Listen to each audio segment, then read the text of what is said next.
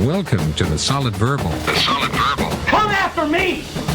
I'm a man! I'm 40! I've heard so many players say, well, I want to be happy. You want to be happy for a day? Eat a steak. It's that woo-woo! And now, Dan and Ty. Welcome back to the Solid Verbal, boys and girls. My name is Ty Hildenbrand. I am joined, as always, by my friend and colleague and co-host of many years, a fine gentleman over there in the good old NYC by the name of Dan Rubenstein. Sir, how are you? I am really good, Ty. I am genuinely very good. This is as rested as I've ever been when we recorded a show. We're recording 10 a.m. Eastern time. I had a wonderful night's sleep last night because normally we record Sunday mornings. We're up late watching games, and I was up sort of late watching bowl games. But, after a long day's work, I really relish these shows, Ty. I'm in the little Dan cave in my apartment, and I'm feeling wonderful. People told us during the season, it sounded like our Sunday morning shows didn't have quite the oomph of a Wednesday show. True. You are punchy after a day's work. I will say that. I see how people would get that impression. To your point, though, about getting a good night's sleep. So I got an Apple Watch. I don't know if I've announced this on the show or not, but I bought an Apple Watch. Not as good as MVMT for me. For my money, of course, I'm an MVMT guy. Yeah. But I'm trying it out. I'm seeing what different applications are available to me. And one of the things I started trying to do was monitor my sleep. You know how I sleep, Dan. We've talked about this before on the show. Like you've been in the hull of a ship for your entire life. I've been deeply alarmed at the sleep quote-unquote score that I've been assigned by some of these apps. Like, oh no. If it were in terms of a test that you take in elementary school, I'd get a constant F. My sleep score is like a 61%. Okay. These apps know how poorly I sleep, but they offer no suggestions for how to actually fix it. So I guess that's the I next offered frontier. you a suggestion. Well, I've tried the apps, but the pizziz, man. But they get me to sleep. They don't keep me asleep. That's the problem. Oh, I gotcha. Okay. See where I'm going with this. I do see where you're going. How are you doing otherwise, Ty? How is your college football brain? My college football brain is great. I don't know if you saw, but a lot of people have tweeted us now thanking us for presenting this alternative theory for bold confidence pools, how to go about it. And I actually looked this morning, the Solid Verbal, among the many thousands of groups in ESPN's bold confidence pool, the Solid Verbal has the second highest average score so far. Through like 5 games, mind you. Yeah, sure. But that's something. We're doing okay. Ty, would you say, because I don't think I've missed a game yet. I think I was 5 for 5 yesterday. I don't know what your record was yesterday. I missed one. I missed the UCF game. Oh, sorry to hear it. I tried to convince you. Would you say, because of the success that both we and our listeners are having, that the Solid Verbal universe is having a December to remember?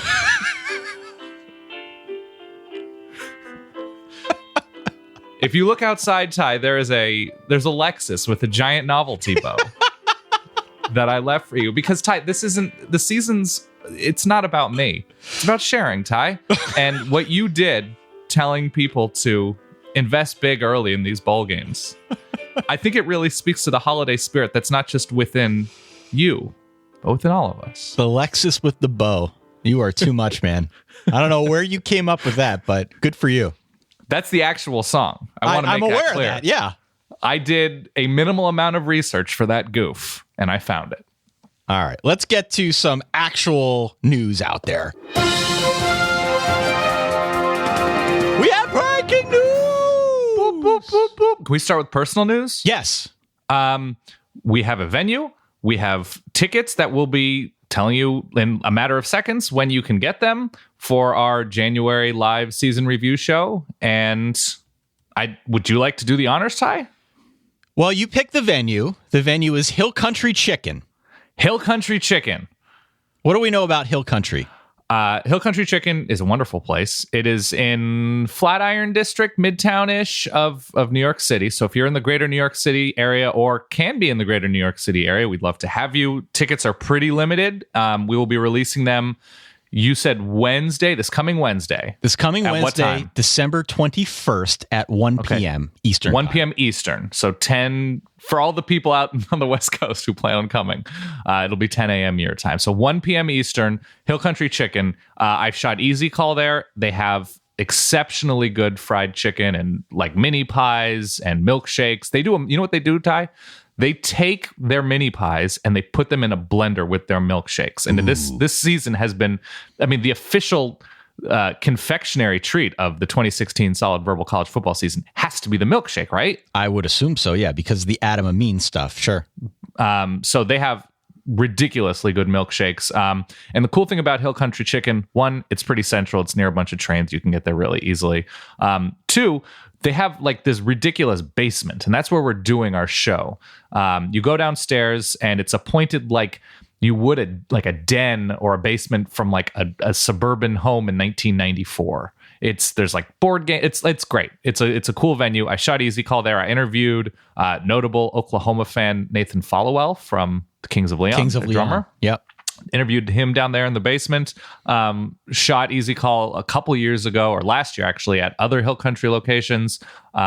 It's a great place. They do great things. And 8 p.m. Saturday, January 14th. Tickets go on sale this coming Wednesday, the 21st at 1 p.m. You can find we'll tweet it out at 1 p.m. We'll post it on Facebook at 1 p.m.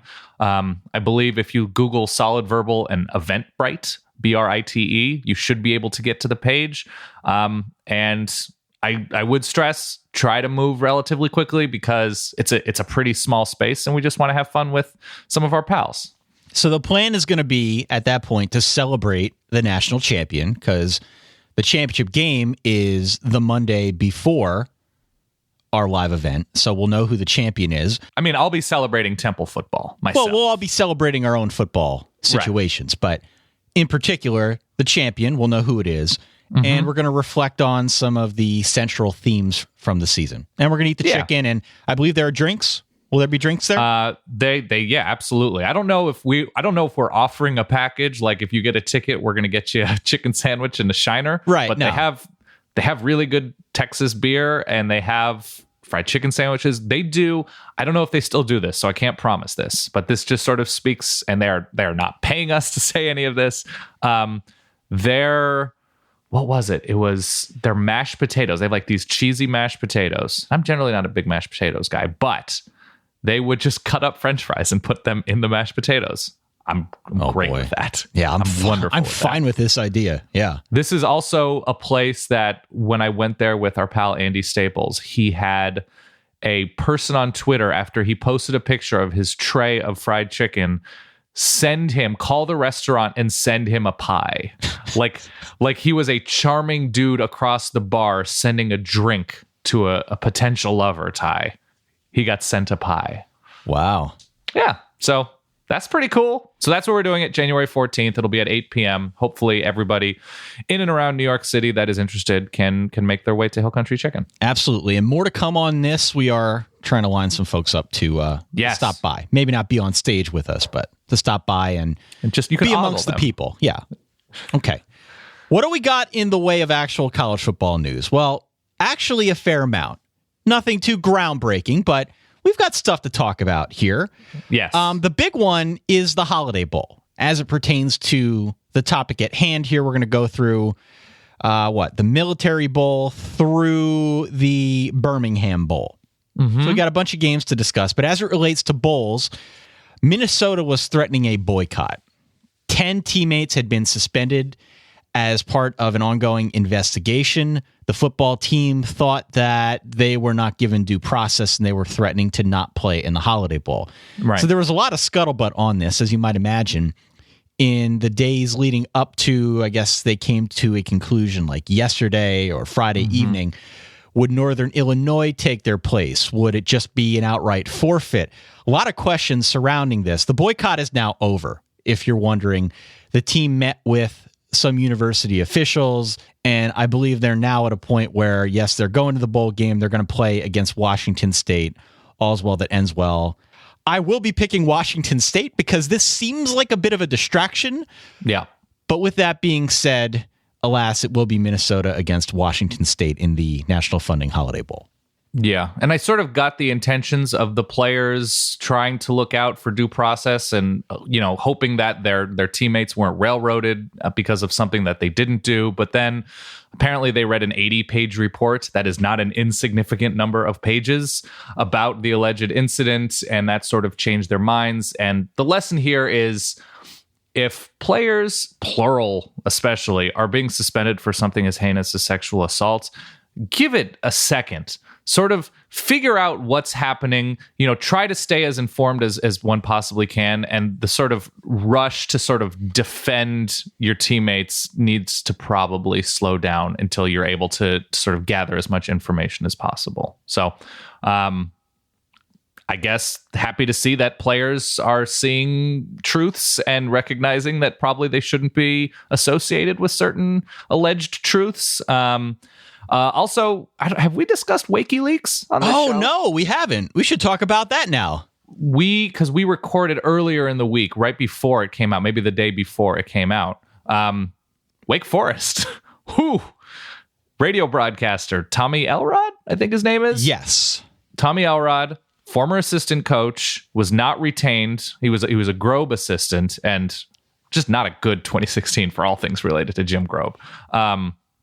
Former Grobe assistant, not retained by Dave Clawson, turned radio broadcaster, and for at least 2 years, I think 2 years is the allegation, everybody knows this by now, but was giving proprietary information to Demon Deacon opponents, which is, one, crazy. Two, he's probably not the only bitter person to do this with access to information across college football. And three, we know Louisville and was it Virginia Tech? Virginia Tech, yeah. Were both fined the maximum number of dollars, which was like $25,000 by the ACC for being involved in illegal espionage.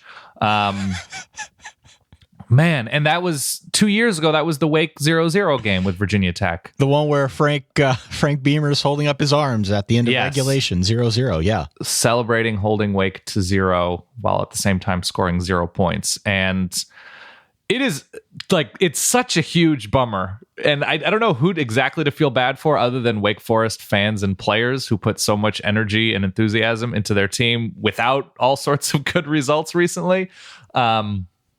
But man, how impossible is it to be a coach at an average or below average place? You already have so much stacked against you if you're, the coach of Wake Forest, just because there are so many other teams in their conference with so much more in the way of resources and talent, whatever. And then a story comes out where oh, your radio guy's also sabotaging you because he's bitter. Well, what I want to know is this. Yeah. What's the market value for Wake Forest game plans? It wasn't exactly like we're playing Alabama here. Right. Because I can't imagine they're worth a whole lot. It was Wake Forest. Well, okay, so here's the thing. You can think about it in two ways. So you can think about it in that way that, yes, it's Wake Forest. How much can their game plans be worth? But Ty, I would argue, how much is not losing to Wake Forest worth? It's worth if you are, Jimbo Fisher or whoever in the ACC. If you're Bobby Petrino, if you're Dabo. Obviously Clemson was not implicated, but I would say not losing to Wake is pretty valuable. Gosh, I just can't imagine someone wanting to give up too much to get these, but okay. And now Notre Dame has their defensive coordinator. One of the big shining bright lights of 2016 for Wake is now also gone. That is Thanks, correct. Ty. That is correct. I like the move. I've been reading about it for a while now, but Mike Elko is the new defensive coordinator for Notre Dame. He's one of those guys that is very underrated. If you look at the numbers, he has improved Wake Forest dramatically on the defensive side of the football. He has absolutely made them better at getting to the quarterback, which is something that Notre Dame really struggled to do this season. So I think to bring him in is a huge coup. I'm not sure if it's officially official, but they are in the process of finalizing the deal now to bring him in. All signs point to it being Mike Elko in South Bend next season, and that's absolutely a great move. So he was there for 3 seasons, including this one. But something that stands out to me, and I'm going to tell you this is shocking. I did not watch a ton of Wake football, but I watched some this year. And when you look at the numbers, Ty, and what am I going to reference here? You're going to reference Danalytics again? I'm going to reference Danalytics. Okay, go ahead. This is just generally speaking, and the more standard stats reflect this as well. Wake didn't do a great job of stopping bigger plays, but the fact that Wake's offense was so terrible and they were still able, and on the field so much, that defense was able to be pretty damn good. That always impresses me, not just a defensive coordinator, but a defensive coaching staff and the players themselves giving that much effort when the offense isn't helping them out a ton. So hopefully Mike Elko will have a better offense on the other side of the ball to work with and at Notre Dame, and is able to show his prowess. It's a really good move for the Irish, I think. It's a really good move. They needed to bring him in. I thought Brian Kelly did a good job going out and getting him. So he's the new DC at Notre Dame. Steve Sarkisian is back in the game. Yeah. He is the new offensive coordinator for Alabama. This after Lane Kiffin took the job over at FAU. Sark's an interesting guy, Dan. Lane Kiffin, I think, vouched for him and brought him over to Alabama to be part of that staff in some sort of advisory role. Now, as Kiffin leaves, Sark takes over. He's obviously qualified to be an offensive coordinator. Did good things, I think, on that front. So I think baggage aside, this is a good chance for him to get a new start. And obviously, it's a role I think he's certainly qualified to hold. He's qualified, and I hope for the best for him, that he is able to get healthy, stay healthy, maintain health. I know there's stories that were sort of going around the internet that suggested otherwise, but I hope they're not true. And I hope, and I can't speak to this with any sort of authenticity, but we hope that a high pressure situation is something that he is able to navigate and has the support at Alabama to succeed. All right. In grad transfer and other transfer news, Anu Solomon is grad transferring, Dan. This is interesting to me. I like the usage of a verb. Thank you. Grad transfer. I just made that. Yeah. Anu Solomon transferring away from Arizona. I have not heard if there is a favorite to land Anu Solomon's services. Right. I will say that I was underwhelmed by Anu Solomon in his time at Arizona. He seemed the kind of quarterback who might be able to thrive in a Rich Rod system. And between getting hurt and being inconsistent when he was healthy, I don't know if his services are going to be in that high of demand around college football. When he was healthy, I think he played pretty well. I think he has been hurt for a long time, which is also it's just a bad break that he has just struggled with injuries. I don't know where he ends up. I think you're underrating him a little bit. I think he's good. I think he can fit, especially Ty. In researching today's bowl preview, I had to do something that I never like to do. I had to look at Big Ten passing statistics. Oh, gosh. So the fact that there is at best, pretty good quarterback out there, that's a pretty impressive thing. There's so many teams with bad quarterbacks, and I don't know who it is. I looked at some of the seniors just across college football that might be in the market for a quarterback. I mean, Cal, they'll lose Davis Webb this year. Kansas, listen, we laugh. Kansas is in the Big 12, which is going through some changes, and Kansas themselves, they were in plucky. a lot of small things. Plucky. Yeah, they absolutely were. I was looking up like short yardage situations. Kansas was very good there. They were plucky. They beat Texas, Ty. They beat Texas. Well, I don't know. Houston has Kyle Allen, so I don't think that's a landing spot. I'm looking around college football. We already know. We know Max Brown's going to Pitt as a grad transfer. Yep, that came out this week. You know what, Ty? Baylor. I know they have Zach Smith, but that's, I think, literally the only quarterback that's going to be on the roster next year.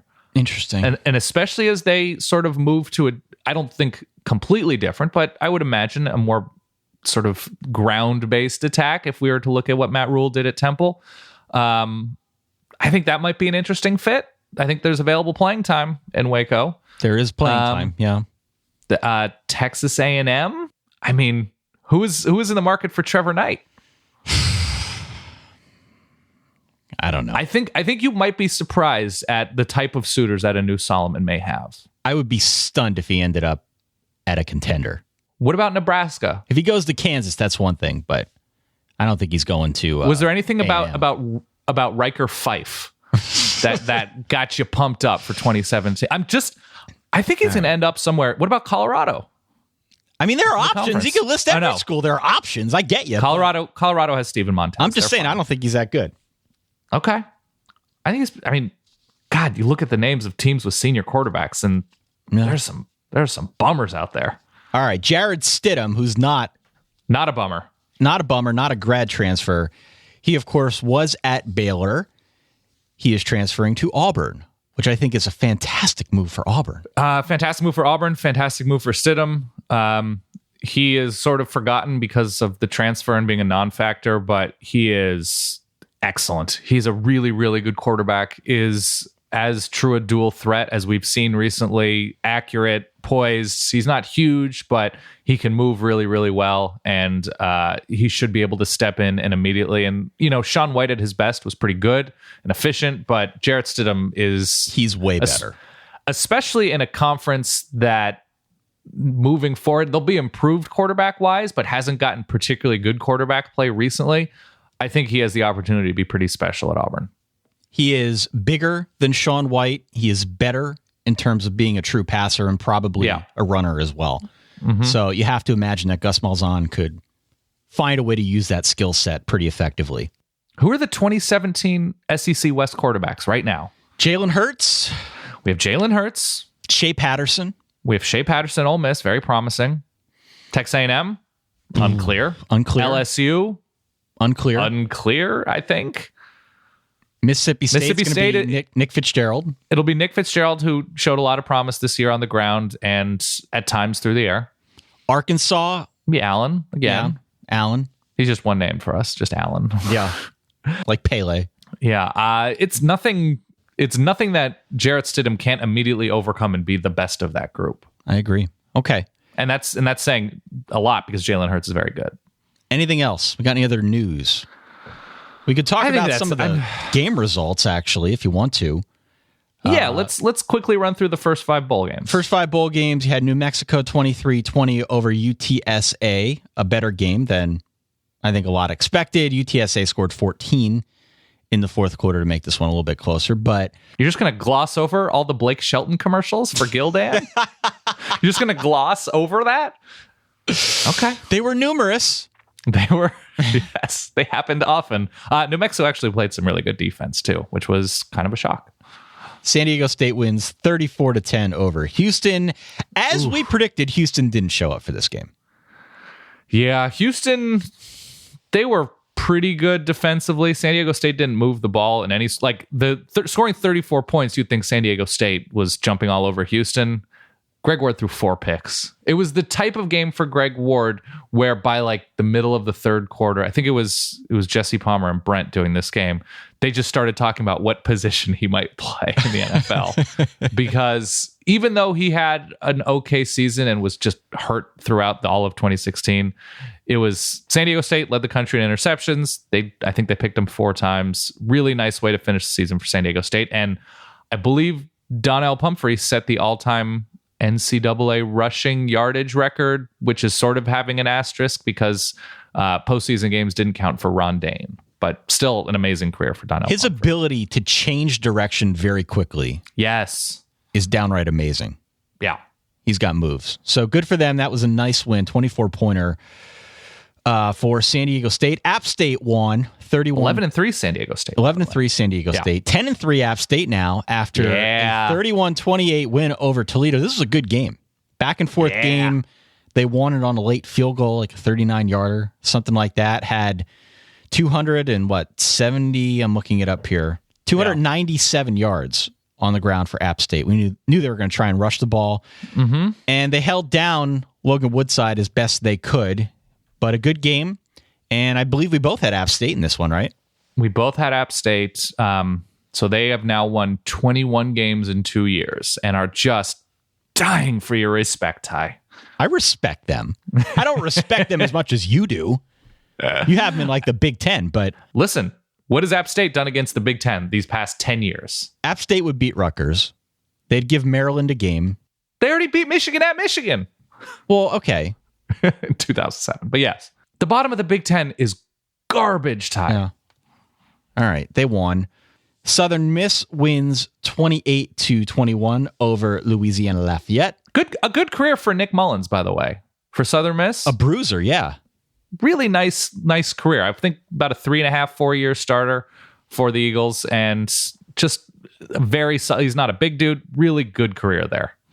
And finally, Arkansas State takes it to UCF, 31-13. A success story for UCF to get to a bowl game. I thought maybe they'd look better playing essentially a home game here, but Arkansas State jumped on them early. They were up 17-0 after the first quarter, and then they sort of cruised to victory. The Danalytics loved Arkansas State in this game. Great defense. Really nice year for Blake Anderson. I think it was Kendall Sanders who had a nice day through the air, caught a bunch. And I looked this up. I believe UCF, first of all, the third down numbers in this game, these two teams combined to go 6 of 35 on third down. Not great. And UCF rushed for 0.4 yards a carry. Yeah. Which is a little less than a foot and a half. Yeah. I also looked this up, Ty, because I wanted to see like a foot and a half. So that we're talking about 18, 20 inches is roughly what they were rushing for. That is the size of a pretty average lake trout. So that's what UCF ran for. They ran for the length of an average fish. So there's that. All right. We got to pay the bills here, and then we're going to go through another wave of bowl games, Dan. Have you ever heard of texture? I have heard of texture because I pay attention to you. Got to check texture out if you haven't yet. If you like to read, we know we got a lot of nerdy college football types that listen to this show. Sometimes you run out of podcasts to listen to. My hunch is that we're not the only show you listen to if you're currently listening to us now. But this time of year, everyone's doing traveling. And sometimes... Wait, what time of year is it, Ty? It's the holiday season, Dan. It's December to remember here on the Solid Verbal. Yeah. But there's a pretty good chance eventually you're going to run out of podcasts because not everyone's as dumb as we are and continues publishing all throughout the holiday season. So I would suggest you try out Texture because basically what they do is they digitize over 200 magazines. All right, so whatever magazine it is that you're into, I don't know, Sports Illustrated, Forbes, Rolling Stone, Entertainment Weekly, People, Fast Company. There are a zillion magazines that you can cram into the Texture app. So what they do is they go beyond just digitizing an article. Right. They've made it easy to find and enjoy all the articles you want to read with daily recommendations, exclusive interactive features that give you videos, all sorts of cool knickknacks that you aren't going to get if you just pick up a magazine, try and stuff it in the suitcase. It is extremely searchable. I speak from experience. You can mark what you like. You check out back issues, view all the bonus content. They will even curate all this stuff for you to help give you a better idea of what it is they think someone like you might want to read. Also, it helps that it's digitized. You don't have to worry about carrying a bunch of magazines around. Now, all you got to do is get Texture, get a smartphone, tablet. We all have them anyway. All you got to do is fire it up and check out all the stuff it is you like to read. Right now, they're offering you a 14-day free trial. So if you got some travel, ahead of you here, go to texture.com/solid. You get a free 14-day trial. Texture.com/solid. You can try this out. You may determine it's something you want to do longer term, but certainly if you got some travel coming up, I don't know. I mean, check it out. They're offering it for free. So check it out. I'm in the middle of reading, thanks to our pal Arash Markazi tweeting it, like a very old GQ feature. It's a very long GQ feature about Frank Sinatra. Oh, cool. And it's wonderful. And it just points to the fact. Long magazine features, you're on a long plane, you're on a long train, car trip, just get after it and sort of dive into that world. I love it. You know, if you met Frank Sinatra in person, his voice would sound very different from the voice you hear when he sings. He's dead, Ty. Well, yeah, I know that, but I'm saying if he were to show up like the ghost of LaGuardia in Ghostbusters and talk to you in the dead of night, he would sound differently because he ran his voice through a number of different audio compressors and whatnot. It's a little inside. Is that true? It's very true. A little inside baseball here from the audio world. I did not know that. All right. Oh, yeah. Dan, time, help. I need picks of the week. So, look, we did okay so far. So far, so good. So far, So good. I mentioned at the top, the group's doing well. People are writing in. They like the advice so far. You went perfect. 5 for 5. I went 4 out of 5. So far, okay. Kind of sounds like we know what we're talking about. This is where the rubber really starts to meet the road, though, because some of those early games that we discussed are a lot of teams that... Are you playing more music? Well, Ty, I want to keep the December to Remember going. Fair enough. Okay, continue. The earlier games are kind of the tougher ones because, truth be told, these aren't the teams that most people follow with any regularity. There's a lot less information out there on those teams. Now we start getting into teams that more people know.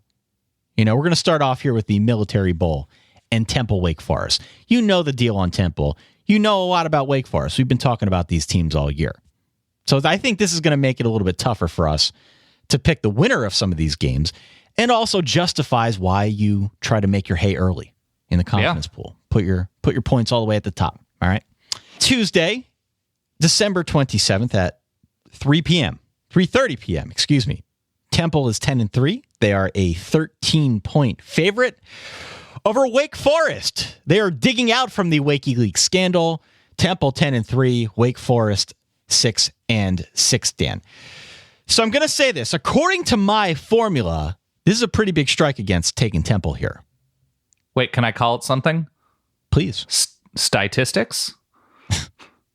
I'm a very bad person, Ty. Temple's a 13-point favorite. That was awful. Whatever that was. Yeah. Matt Rule left for Baylor. And you can say what you want about that being a weird fit, and we have. But Temple now is without their vibrant leader. And anytime that happens, we saw it with Houston, I'm always a little tentative, right? A little tentative to jump in bed with that team. Mm-hmm. I am reassured a bit, though, by how Temple closed out its season in just destroying Navy. That, to me, gives me an indication that they're still playing hard down the stretch. And given the fact that this is a senior-laden team, I find it hard to believe that they're just going to take this game off. Plus, it's pretty close to home in Annapolis. True. Wake Forest is, a defensive-minded team. I would say that provided Temple doesn't pack it in, I feel pretty good about Wake not having much success on offense. As do I. I like Temple a lot here. They had a good balanced offense all year. Raquel Armstead was a legitimately very good running back, had a huge game versus USF, which arguably their biggest, toughest game of the season. And Temple clearly had the best defense in the American, and it's losing Matt Rule and some coaches to Baylor, whatever. It hurts. And by the way, Matt Rule hired, I think, a significant high school coach. Yeah, two of them in Texas, a couple of them. Yeah. So getting after the Texas recruiting scene in a familiar way, I would say, early. And Temple has Hassan Reddick, and he is legitimate, amazing defensive star and will be an NFL player and probably a significant one. So he will terrorize Wake Forest and their offense, which is awful. Wake Forest offense is particularly bad. And Wake's defense was very good, especially versus the pass. And they have a star of their own in Marquel Lee, just a destructive force as well. So two of the best defensive players, maybe unheralded in the country, in Hassan Reddick and Marquel Lee. I have 24-10 Temple as my final. So I have them covering, but barely. I don't have a final score prediction. I don't even have an against the spread prediction. I do have Temple winning, though, with 25 confidence points. I agree with you. I think the Temple front's really good. Really tough. I think they're going to bully Wake's front, and I think they win this one at the point of attack. I'm not sure how Wake's moving the football here. Yeah. They might score 10 points, but Temple's got a really good defense. They're very fundamentally sound. They're not sexy at any position, but they're always really well prepared. At least they were under Matt Rule. I would expect that to continue now in just one game here against Wake. Yeah. I think they can pull this one off. So I'm pretty confident in Temple. I got 25 confidence points. All right. Sure. Dan, do you have the gifts for the Military Bowl in front of you? $300 Microsoft gift card. I don't know what you spend that on. Apparently people like, what is it, the Surface? Yeah, Surface Pro. Yeah. So people like that, I think. Yeah, I don't know. Yeah. You can get an Under Armour backpack and beanie and headphones. So they're not clear about it. And it's presented by Northrop Grumman, so I assume everybody is getting an RPG of Something like that. Yeah. But yeah, $300. What is available from Microsoft? What does Microsoft sell? Xbox? I have no idea. Get an Xbox. Oh, that's a great idea. Yeah, grab an Xbox. Seems like a good gift. Okay. Yeah, that's a good bowl. Let's go to the National Funding Holiday Bowl, Dan. Yes. Talked about this one a little bit in our news section. This one's also on Tuesday. It's later on in the evening at 7 p.m. It's on ESPN. And Washington State, at least of time of, I guess, jotting these notes down, was a 6.5 point favorite. I don't know if that's changed at all. They will be playing Minnesota. We know that now. But there are a lot of distractions here. We talked about it at the top. That's a huge strike against Minnesota here. When I took my notes, I was all in on Wazoo for 11 confidence points.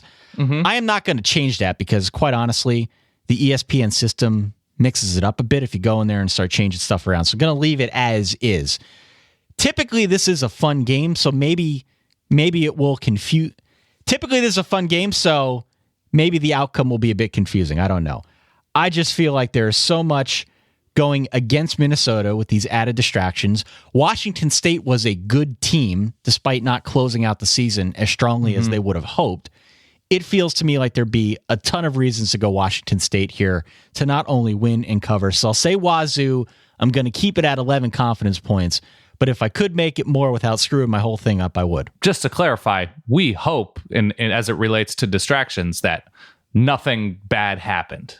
Like, Sure. That's much more important than the prospect of the Holiday Bowl. I think that should go without saying. It does go without saying, but yes. And God, Minnesota, just completely football-wise, their schedule this year was such trash. Ty, they were, I think, the only team in the Big Ten lucky enough. They got 4 of the 5. Like, if you were lucky enough to get 5 of the 5, that would have been a miracle. But they got Maryland, Rutgers, Illinois, and Purdue this year. It somehow all worked out. And Minnesota missed, I believe, Michigan and Ohio State. Yes, they did. They have Penn State. They lost. That was in overtime early on in the season. Minnesota's schedule was the equivalent of being in socks on a freshly laminated and waxed wooden floor where you just sort of glide. Yeah. They just sort of glided through their Big Ten slate of nothing quarterbacks. So I just don't like Minnesota all that much in terms of being tested and prepared for a good Wazoo team. Wazoo's offense was efficient. They kept charging on. They marched down the field consistently. They were very good against bigger plays, which Minnesota doesn't generate anyway. Their defense is fine. And when you have an offense that prolific as Wazoo does, that's totally good enough. That is, and considering where Wazoo's defense used to be, it's a big success story, what they've done defensively with Alex Grinch. Minnesota's defense was pretty good, but the competition was pretty low. Just, it's hard to gauge. I have 30-17 Wazoo. I think Wazoo is good enough on defense to keep Minnesota pretty one-dimensional here. Yes. And I'm assuming that Minnesota wants to play in this game. They come out fired up. I think the way to beat Wazoo would be through the air. And Mitch Leidner hasn't done that all year. It's just not what he's good at. So I think that's a huge matchup disadvantage that goes against the Golden Gophers here. I will go Washington State to win and cover. And again, I feel way more confident about it than I originally did when I jotted this down. So give me Wazoo to win and cover. Mike Leach and those Cougar teams, though, have always, they've never been able to pull away from teams, perhaps lesser teams in bowl games. And last year, obviously, the weather was crazy in the Sun Bowl, but something to keep a track of, I guess. But I like Wazoo. Do you remember 10 years ago in the Insight Bowl when Mike Leach played Minnesota? You might have to refresh my memory. They were trailing 35-7 at half. And they came back and won. Players in this game will be receiving a trip to a gift suite, a Fossil watch, and a New Era cap. And we've had a couple of people email us asking what a gift suite is. And I was pretty sure I knew what it was, but I verified. So if you're wondering, when we say gift suite with these bowl gift packages, whatever, there is a room set up somewhere, what media hotel, wherever it is, in which players can come, and there are products everywhere. And you are allotted a certain number of points. So let's say you're given 10 points. I think different products are given a different value points wise. So like if you're given 10 points, you can get a bike for 8 points and headphones for 2 points. You can just sort of figure out what you want to get from an array of products, which is pretty cool. In the new age of Danalytics, yes, and certainly with the degree of nerdiness that I bring to the show, you and I would totally overthink that points process. Oh, absolutely we would. We'd be going for efficiency. What can we get the most bang for our points from? Neither one of us Where would is be their happy. value? How much will you use X for 3 points? We would overthink that and screw it up. Yep. Absolutely. The Motel 6 Cactus Bowl. Get hyped. You ever stay at a Motel 6? Of course I have. There's a Motel 6 in State College, PA, that I'm not kidding, has a toilet that runs like a jet engine. One specific toilet or all of their toilets? I would imagine it's all of them unless it was one specific room.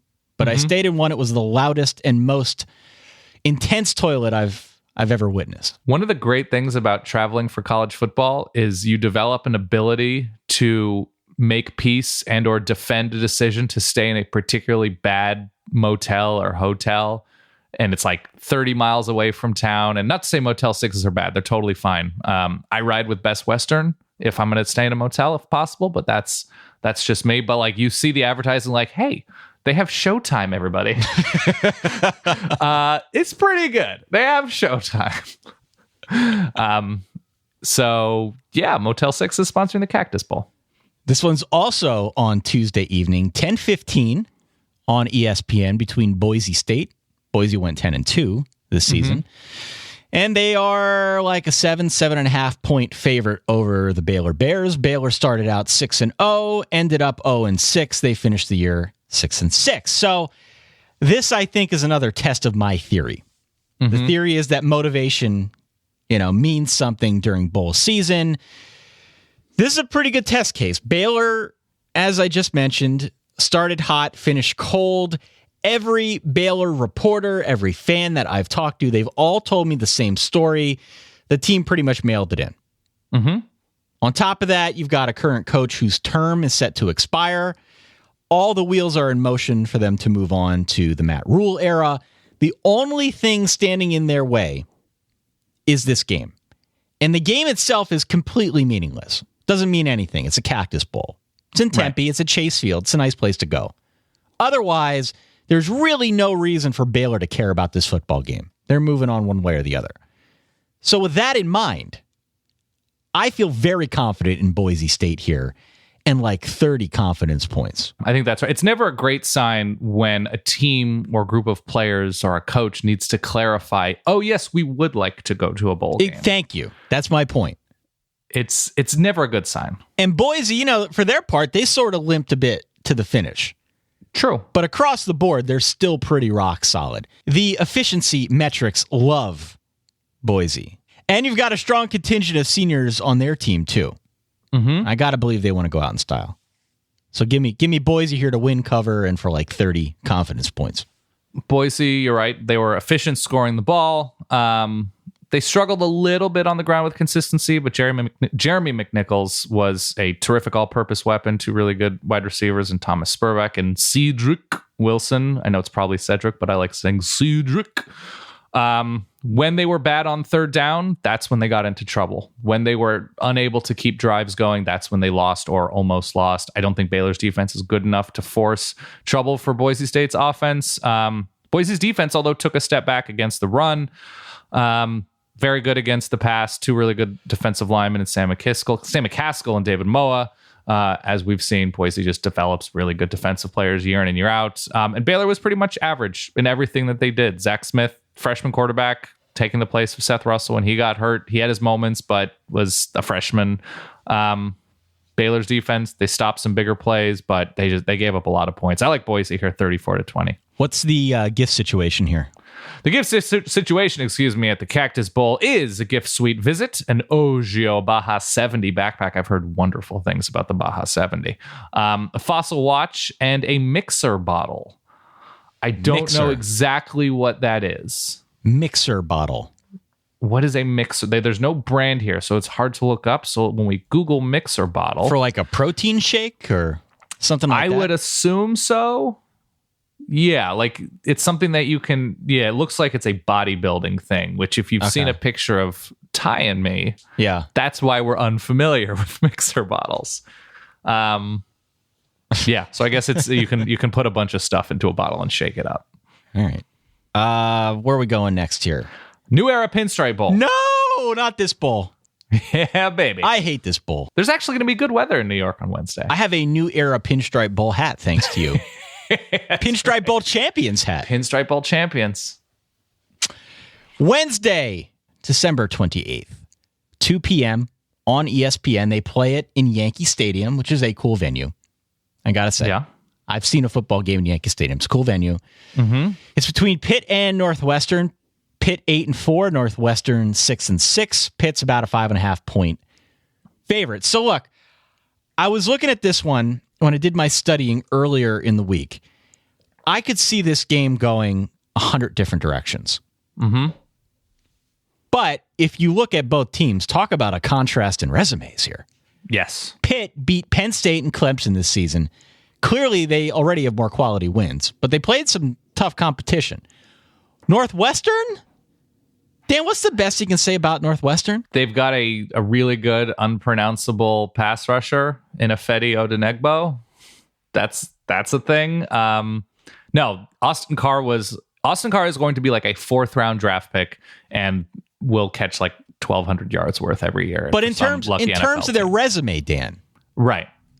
I'm not talking players. In terms of resume, they lost by 1 to Western Michigan and by 3 to Ohio State. That's the best I can do. Well, they beat Michigan State, who is a bad team. They beat Duke, who beat Notre Dame. They beat Iowa, who beat Michigan. A lot of transitive property going on here, but I'll give you that. Listen, Northwestern, math school, transitive wins. Okay. We can count it.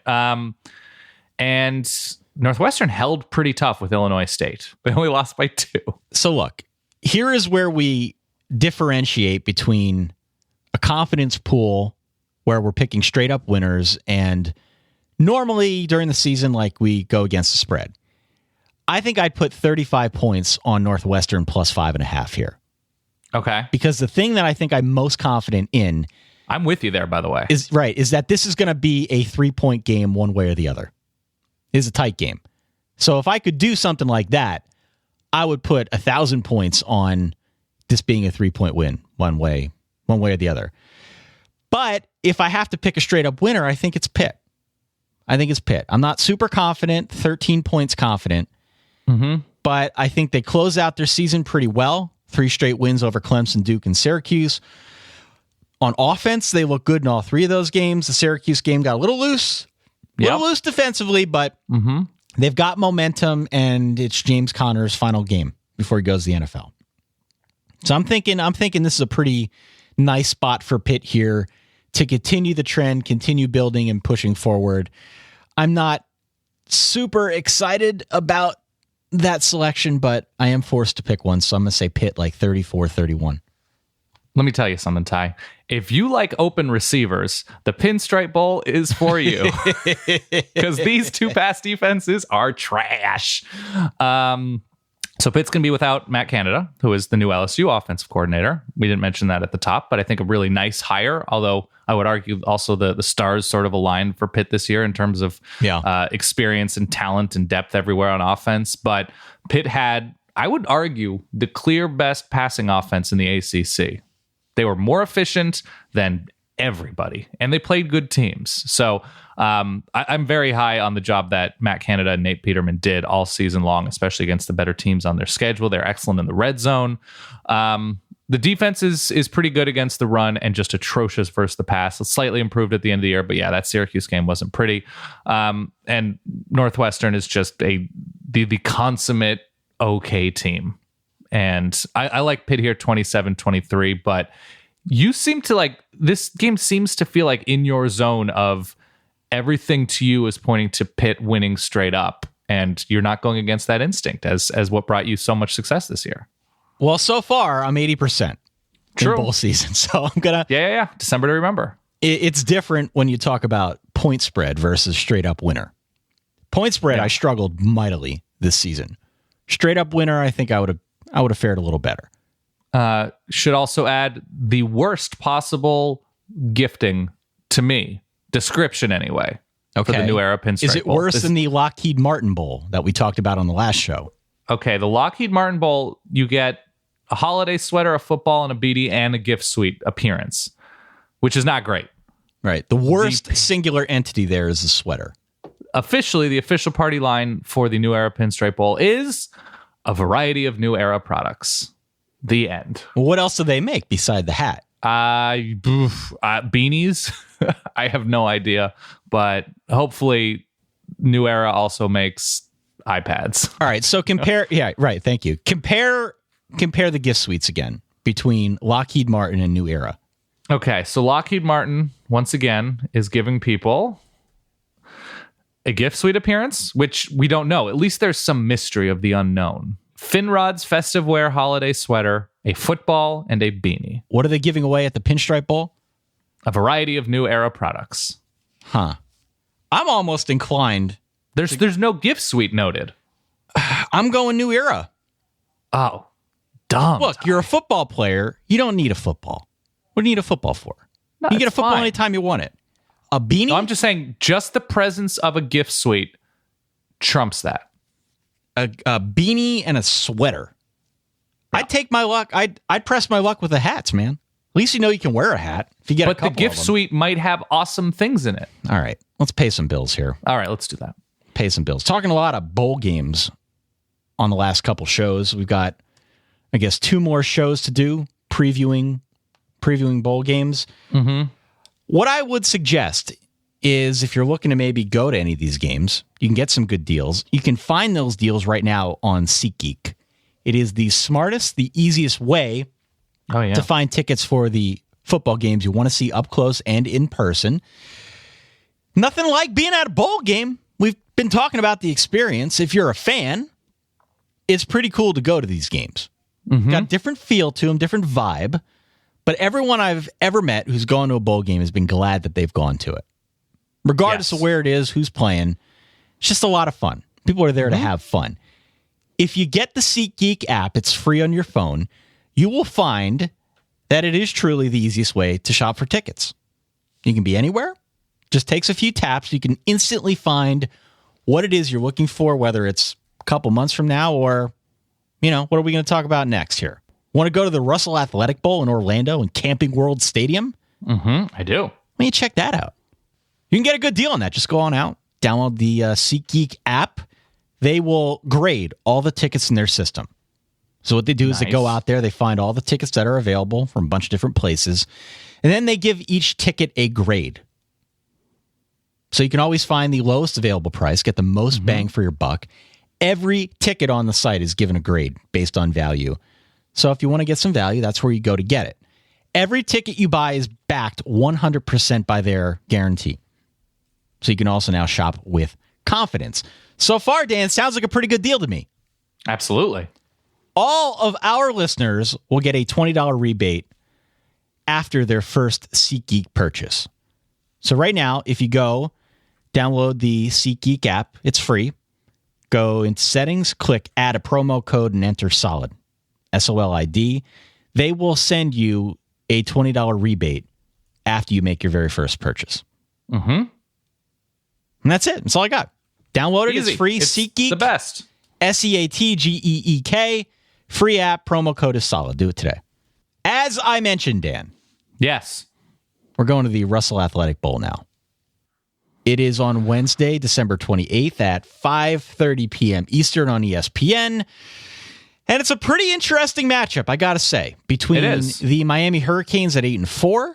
They're about a field goal favorite over West Virginia, who went 10-2 this season. Dan, who you got? Well, I got the hope that Blake Shelton will be doing Russell Athletic.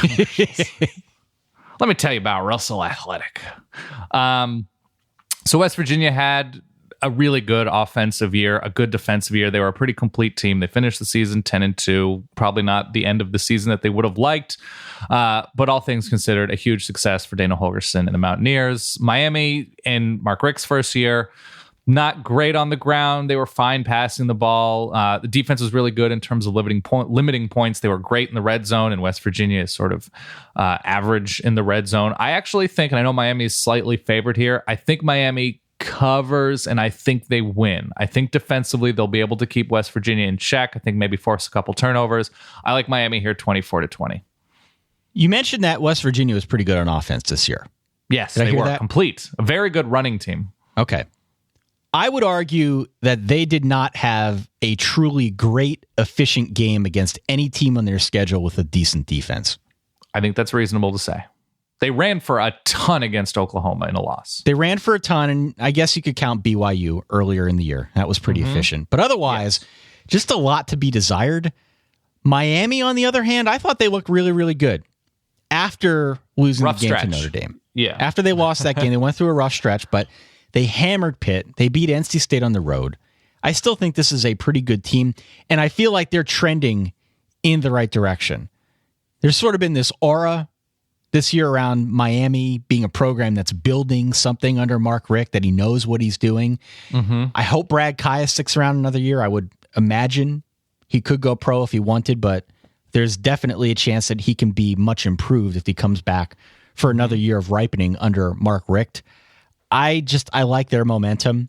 I think they win. I think they cover. I'm confident. I'm going Miami in 26 points. I think that's right. I don't think that's an unfair way to view this game. I don't see anything on Brad Kaya. I see leaning towards the NFL as of 2 days ago. He should come back.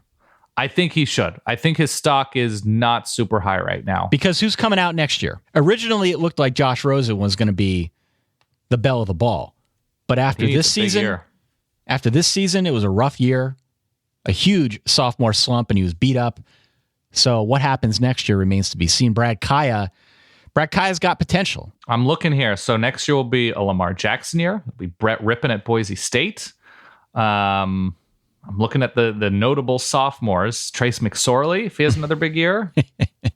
I'm telling you, I looked at that Big Ten quarterbacks list, and it is Trace McSorley and disappointment. If he had a band, it would be called Trace McSorley and the Disappointment. Okay. With other Big Ten quarterbacks. Yeah, it's not a particularly... I mean, Jake Browning's a sophomore this year, and certainly against maybe not the best teams on Washington's schedule was incredible. There's just... I'm looking at the juniors other than Brad Kaya. I mean, Luke Falk, I think is going pro. Mason Rudolph is a junior. Baker Mayfield said he was coming back, but who knows about his NFL prospects. Yeah, there's nothing that really indicates all sorts of crazy depth of quarterback. If he has a Gerard really Evans. good year, if he has a really good year next year, there's a case to be made for him to be first quarterback off the board. I'm looking here. No. Next year, it'll be Josh Rosen. You know that no one's higher on Josh Rosen than I am, but I'm skeptical. Danny Etling? Yeah, Danny Etling. Moving on. Okay. All right. What's the gift situation here, Russell Athletic Bowl? Very solid, as our friend Lee Ellis would say. $300 Best Buy shopping trip. You could cut it there, and that's already a big win. That's already better than Lockheed Martin, already better than New Era. Yes. You've got a Timely Watch Company watch, iSlide sandals. iSlide sandals. Sounds treacherous. iSlide, which, by the way, don't name your sandal company and have it sound like a lubrication. Yeah, company. iSlide. Just do not. We have a beach towel and we have an athletic performance pullover. Fine. That's a big win. That's fine. If you're a Miami or West Virginia player, you should be very happy. All right. The Foster Farms Bowl in Santa Clara. Chicken is what is listed on the bowl suite. Chicken. Levi's Stadium, also on Wednesday, 8:30 in the evening on Fox. Utah at 8-4, about an 8-point favorite over Indiana. Indiana finished 6-6. Dan, we've been talking a lot about motivations, been talking a lot about coaches leaving. How about coaches being outright fired? Yeah. That factors in too. I don't like this situation at all for Indiana. Why? The coach being fired for off-field reasons? That's not a distraction? I think it's somewhat of a distraction, but there's continuity with Tom Allen being There's continuity, hired. but here's the larger point. Utah is the kind of team that if you do not play them with 100% focus, they will beat you. Yes. That's the kind of team that Utah is. They're very fundamentally sound. They're going to come into this game ready.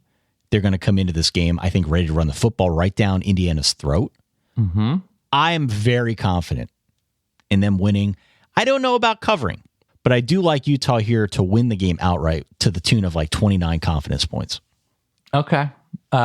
It should be noted, this is, as far as I can tell, the one bowl game not broadcast by ESPN, or at least the one bowl game that Fox has. Does the Sun Bowl still go to CBS? Let's see.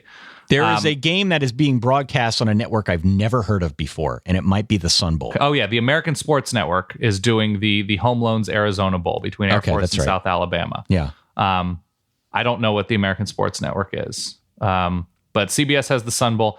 The only bowl Fox has is this game. And I would love it if like Fox went above and beyond, like they had the desk on the field for the Foster Farms Bowl. They had like a crew of like 8 people weighing in on this game, and like Bruce and Stu. And Let's Rob go down Stone to the field with Rob Stone, Matt Leinart, and Brady Quinn. Yeah. Yeah, they do some version of game day that morning for the Foster Farms Bowl. So it's hard to sort of fully understand Indiana with having interim made full-time coach Tom Allen. Their defense was wildly improved. Again, hard to gauge against Big Ten offenses. Something that you pointed out about Indiana scoring points. Indiana threw the second most interceptions in the Big Ten. And their pass efficiency numbers were still like 4th. Yeah, exactly. That's how bad the Big Ten passing game is in general. Utah's offense is okay. Joe Williams is very good.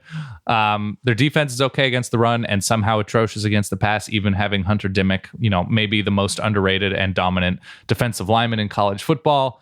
But yeah, you're right. I think Utah takes advantage of teams that are sort of everywhere in their focus. So I'm going to say Utah 23-17. All right, let's move on. Do we have a bowl gift situation here? Chicken. In this game, the Foster Farms, we have a gift suite, a Fossil watch, and a Timbuktu backpack. Now, gift suite, probably pretty decent. I tie in my daily life, in real life, my messenger bag that I wear to and from work is Timbuktu. Really? It's been very solid for me. Yeah. I'm more of a Targus guy myself. I don't know what that is. Different kind of backpack. Okay. I'm reading here that Foster Farms, United States West Coast Poultry Company, it's been privately owned and operated by the Foster family since 1939. It's Deshaun Foster's family company. That can't be true. That can't be no, true. That is not true at all, no. A lot of chicken representation here in the bowls this year. Yeah, pretty good. I mean, if it's in, this is what, San Francisco? It is in Santa Clara. Yes. Santa Clara, excuse me. I would assume that a gift suite in the greater Silicon Valley area is probably going to be pretty good. Okay. I'm going to assume that. So I'm going to say that this is probably upper 15% of gift suites. That seems reasonable to me, yeah. Yeah. And I really like my Timbuktu bag. The Advocare V100 Texas Bowl, Dan. Mm-hmm. After many years of not knowing a thing about Advocare V100, I now know it's a vitamin company. And I can't stress this enough. Advocare is definitely not a pyramid scheme scam. Nope. It is definitely not. Oh, no. Not at all. They play this one at the NRG Stadium in Houston. Nerg. Texas Bowl is a clash between one team in Texas A&M at 8-4.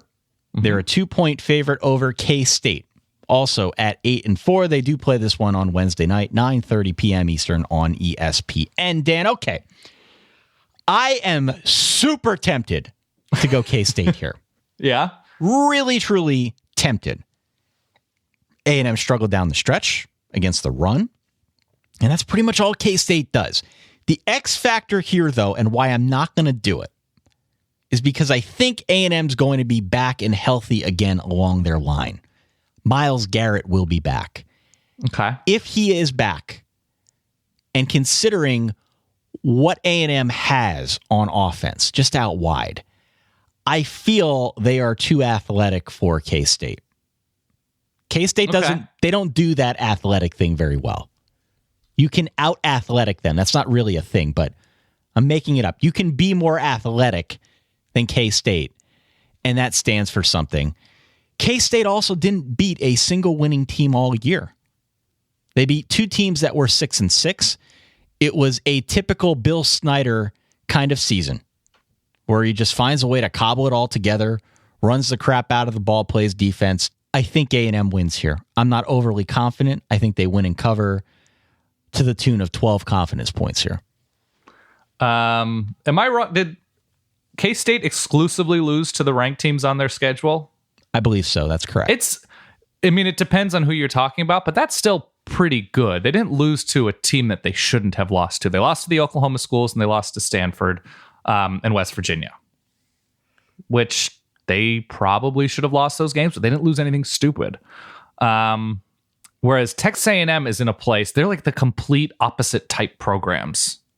And Texas A&M to me feels like a car that the owner is bragging about buying. It's so expensive and flashy and beautiful and fast, but you have to like replace the transmission every 3 months. And then you see the Carfax on it. Yeah, I'm there's just so much. Yeah. Like you have to put in gas that's not available at every gas station.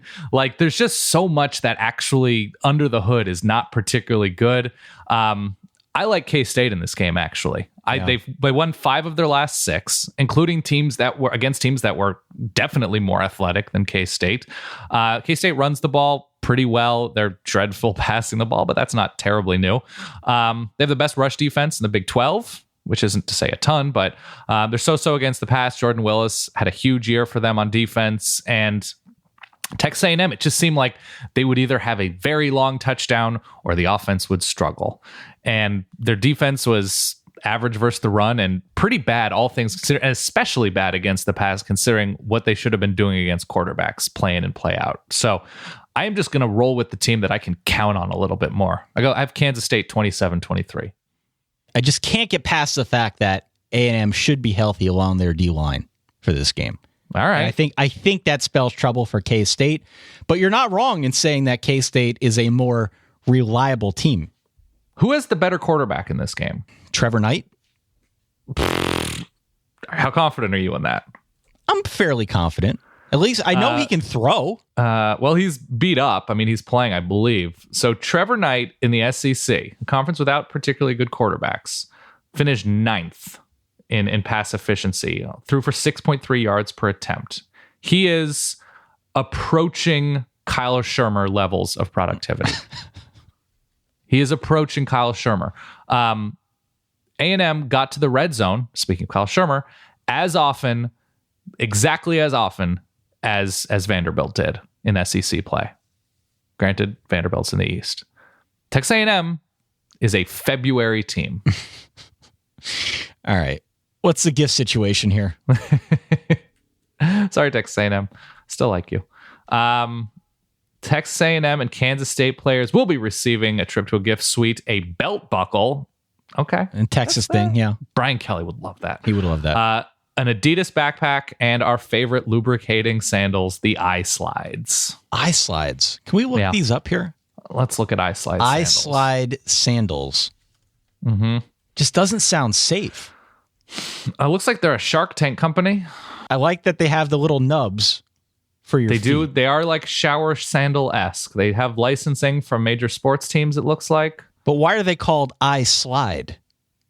I don't know. And slide around in them. See, I'd be worried that I'd slip and fall. I think it's to prevent sliding, which makes the title very confusing. It's like calling someone Little John. Yes. All right. And then finally, the Birmingham Bowl. You know where they play this game, Dan? Toledo. They play this game in Birmingham, Alabama at Legion Field. Mm-hmm. This is a Thursday game at 2 p.m. Eastern on ESPN. USF 10-2 on the year. They're a 10.5-point favorite against the South Carolina Gamecocks. South Carolina and Will Muschamp went 6-6. USF is a pretty healthy favorite here, Dan. Is there a reason I shouldn't blindly side with USF and the Bulls? They lost their head coach to the Oregon Ducks. So there's that. So USF is in, Charlie Strong won't be coaching this game, but USF is in a pretty good position. South Carolina did get better over the second half of the season, highlighted by the Tennessee win. USF scores quickly and efficiently. Quentin Flowers is the clear number 2 dual threat quarterback in terms of how good he is on the ground behind Lamar Jackson. He had an incredible year for the Bulls. South Carolina is pretty good at preventing longer plays, but South Carolina's offense is worse than USF's defense, which was pretty bad without Tom Allen this year. So I'm gonna roll with USF, ripping off some big plays. I think Marlon Mack is one of the really underrated running backs in college football. So I have the Bulls here 30-17. I've got the Bulls around the same. I was going to say like 34-17, somewhere in there. And I'm pretty confident of a win and cover. USF 24 confidence points. Gift situation in was Birmingham Bowl? Yes. Okay, the gift situation in Birmingham. We have a gift suite. Okay. Right, good start. An ESPN beanie. Oh, God. Okay. It might get cold. I don't know. A power charger and USB adapter. I think that's thoughtful, Ty. Okay. I think that's definitely thoughtful. We've talked about the USB charger before. Absolutely. I think it's one of the greatest gifts you can give somebody. A portable USB charger for their phone and a souvenir football. So middle of the pack. Yeah, hopefully the okay. gift suite is loaded. It's better than Lockheed Martin. Absolutely. All right. Well, that does it, Dan. We've got 2 more bowl preview shows to do. Mm-hmm. So our next one will be on Wednesday. We will record and push that guy out. And then do stay tuned to the Twitter and the Facebook, because we'll let you know what our schedule will be over the holiday season. We will be previewing all these bowl games. Yep. But we might have a little bit of an irregular schedule here as we approach the holidays. Also, don't forget about those tickets. If you're going to be in the New York area, stay tuned to Twitter, stay tuned to Facebook. If you go to either of those spots, you can find the link right now to the Eventbrite page. Eventbrite is the service that we're using to sell our tickets. EVENTBRITE. That's correct. Eventbrite is going to take the ticket sale live on Wednesday at 1 p.m. Eastern Time. As Dan mentioned at the top, tickets are extremely limited. If you are fortunate enough to get one, we're excited to have you. It's going to be a lot of fun. I think we've got some cool stuff planned here. How much are we charging? We're charging like $10? $10. Yeah, we're not trying to make too much bank on this. No, we won't be. It'll basically cover our costs to rent some equipment and save your money and support the fine folks at Hill Country. Get a couple drinks and chicken sandwich. Oh, yeah. And also, we will be using the profits, Ty. And I say profits as I move my fingers together like Johnny Manziel. Yeah. We're going to buy some eye slides for ourselves. We want your finest $200 sandals, please. Yes. Cool. Well, listen, you enjoy the rest of your weekend. Hey, you too. Enjoy your week. I will talk to you on, I believe, Wednesday. We're scheduled again. Mm-hmm. And we'll talk some more bowl games, all right? I think that's a plan, Ty. For that guy over there, my good friend Dan Rubenstein, for myself, Ty Hildenbrand, thanks again for tuning in to The Solid Verbal. Check us out on iTunes at itunes.com/solidverbal. In the meantime, stay solid. Peace.